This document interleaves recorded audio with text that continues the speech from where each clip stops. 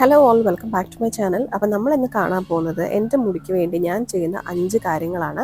അപ്പോൾ first thing എന്ന് പറയുന്നത് ന്യൂട്രീഷൻ നല്ല രീതിയിൽ പ്രോപ്പറായിട്ട് കിട്ടുക എന്നുള്ളതാണ്. ഒരു ബാലൻസ്ഡ് ആയിട്ടുള്ള മീൽ എപ്പോഴും കഴിക്കാൻ ശ്രദ്ധിക്കുക with lot of protein and veggies. അത് വളരെ ഇമ്പോർട്ടൻ്റ് ആണ്. ബട്ട് അതല്ലാതെ ഞാൻ ഉണ്ടാക്കുന്ന ഒരു സംഭവമാണ് ഈ ഒരു dry seed and fruit laddu. ഇതിൽ നിങ്ങൾക്ക് ഇഷ്ടമുള്ള സീഡ്സും ഫ്രൂട്ട്സ് എല്ലാം ഇടാം, ഡ്രൈ ഫ്രൂട്ട്സ് എല്ലാം ഇടാം, ലൈക്ക് ആപ്രിക്കോട്ട്സ്, പ്രൂൺസ്, ക്രാൻബെറീസ് എല്ലാം നിങ്ങൾക്ക് ഇട്ടിട്ട് നല്ല വെറൈറ്റി ആയിട്ട് ഈ ഒരു സംഭവം ഉണ്ടാക്കിയെടുക്കാം. ഞാനിപ്പോൾ അവിടെ ഒരുപാട് സീഡ്സ് ഒന്നും എടുത്തിട്ടില്ല, ഒരു 6 വെറൈറ്റി സീഡ്സ് എടുത്തുള്ളൂ. Pumpkin seeds, sunflower seeds, sesame seeds, പിന്നെ കുറച്ച് റേസിൻസ്, ആൽമണ്ട്സ്, നിങ്ങൾക്ക് വേണമെങ്കിൽ വാൾനട്ട്സ് ഒക്കെ ഇടാം. ഇനി ഇത് ബോൾ ഷേപ്പിലാക്കിയിട്ട് നമുക്ക് സ്റ്റോർ ചെയ്ത് വെക്കാം. ദിവസം ഒരെണ്ണം വെച്ച് കഴിച്ച് കഴിഞ്ഞാൽ it's so good for your hair and your skin. The next thing what I do for my hair is A good hot oil hair massage. ഞാനിപ്പോൾ കറന്റ് ഉപയോഗിക്കുന്നത് ഈ ഒരു ഹെയർ ഓയിലാണ്, but trust me any hair oil will do. ആ ഒരു മസാജിനാണ് കാര്യം. നമ്മൾ എണ്ണ ആക്ച്വലി കയ്യിൽ വെച്ചിട്ട് നല്ല രീതിയിൽ മിക്സ് ചെയ്ത് ചൂടാകാം, അല്ലെങ്കിൽ ചെറിയ രീതിയിൽ നമുക്കൊരു കരണ്ടി അല്ലെങ്കിൽ സ്പൂണിനകത്തൊന്ന് ചെറിയ രീതിയിലൊന്ന് ചൂടാക്കിയിട്ട് സ്കാൽപ്പ് നന്നായിട്ട് മസാജ് ചെയ്ത് കൊടുത്ത് ഒരു 10 to 15 മിനിറ്റ് സോളിഡ് ആയിട്ട് നന്നായിട്ടൊന്ന് മസാജ് ചെയ്യാം. നിങ്ങൾക്ക് വേണമെങ്കിൽ ഹെഡ് മസാജർ ഇപ്പോൾ ഒരുപാട് അവൈലബിൾ ആണ്, അത് വേണമെങ്കിൽ നിങ്ങൾക്ക് യൂസ് ചെയ്യാം. അതല്ലെങ്കിൽ നമുക്ക് നമ്മുടെ ഫിംഗർ ടിപ്സ് കൊണ്ട് തന്നെ നല്ല രീതിയിലൊന്ന് മസാജ് കൊടുക്കുക.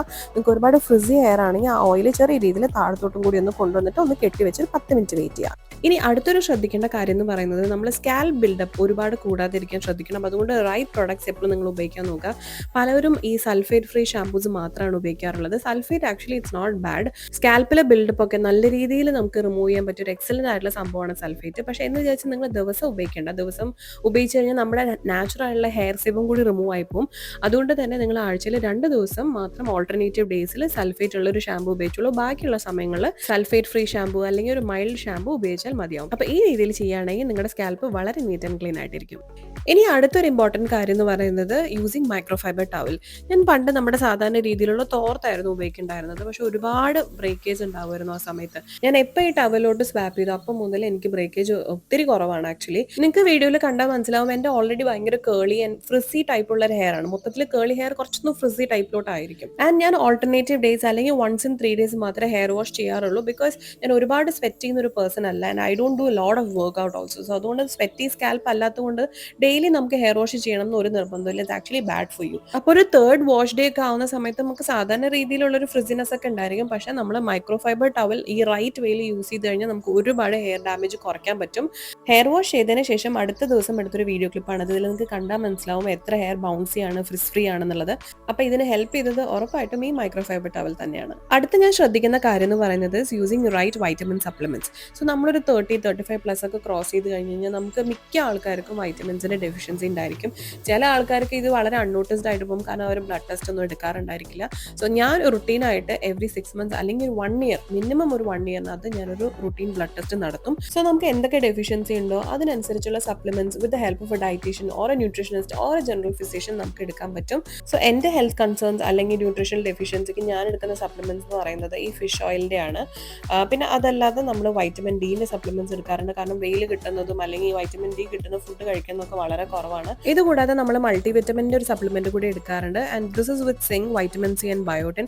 ചില ആൾക്കാർ ഈ ഹെയർ ലോസ് അല്ലെങ്കിൽ ഹെയർ ഗ്രോത്ത് പ്രോപ്പറായിട്ട് നടക്കാതെ ആകുമ്പോൾ ബയോട്ടിൻ കമ്മീസ് ഒക്കെ കഴിക്കുന്നത് കണ്ടിട്ടുണ്ട്. ബയോട്ടിൻ ഡെഫിഷ്യൻസി ആസസ് വളരെ റെയർ ആണ്. സോ ഇങ്ങനത്തെ ഒരു മൾട്ടി വിറ്റമിൻ ഇൻക്ലൂഡ് ചെയ്യായിരിക്കും ഏറ്റവും നല്ല ചോയ്സ്. അടുത്തൊരു കാര്യം മുടിക്ക് വേണ്ടി ഞാൻ ചെയ്യുന്നത് using satin pillow covers and satin scrunchies. നമ്മൾ സാധാരണ രീതിയിൽ പില്ലോ കവേഴ്സ് ഒക്കെ ഇടുന്ന സമയത്ത് കൂടുതൽ കോട്ടൺ അല്ലെങ്കിൽ വേറെ മെറ്റീരിയൽസിന്റെ പില്ലോ കവേഴ്സ് ആണ് ഉപയോഗിക്കാറ്. പക്ഷേ സാറ്റിൻ ഏറ്റവും നല്ലതാണ്. നമ്മുടെ ഹെയർ ഭയങ്കര ഫ്രിസ് ഫ്രീ ആയിട്ടും ഡാമേജ് ഒക്കെ കുറച്ച് വെക്കാനും സാറ്റിന്റെ pillow covers are so good. അതും ഏറ്റവും നല്ലത് കേളി ഹെയറിനാണ്, കാരണം കേളി ഹെയർ ഞാൻ മുന്നേ പറഞ്ഞ പോലെ ഏറ്റവും ഫ്രിസി ടൈപ്പ് കേളി ഹെയർ തന്നെയായിരിക്കും. സോ കേളി ഹെയർ ഉള്ള ആൾക്കാർ ഡെഫിനറ്റ് ആയിട്ട് ട്രൈ ഔട്ട് ചെയ്ത് നോക്കുക. അതല്ലാത്ത ആൾക്കാരും ട്രൈ ചെയ്ത് കഴിഞ്ഞാൽ ഉറപ്പായിട്ടും നിങ്ങൾക്ക് റിസൾട്ട് ഉണ്ടായിരിക്കും. ഹെയർ ബ്രേക്കേജ് ഒരുപാട് കുറയ്ക്കും.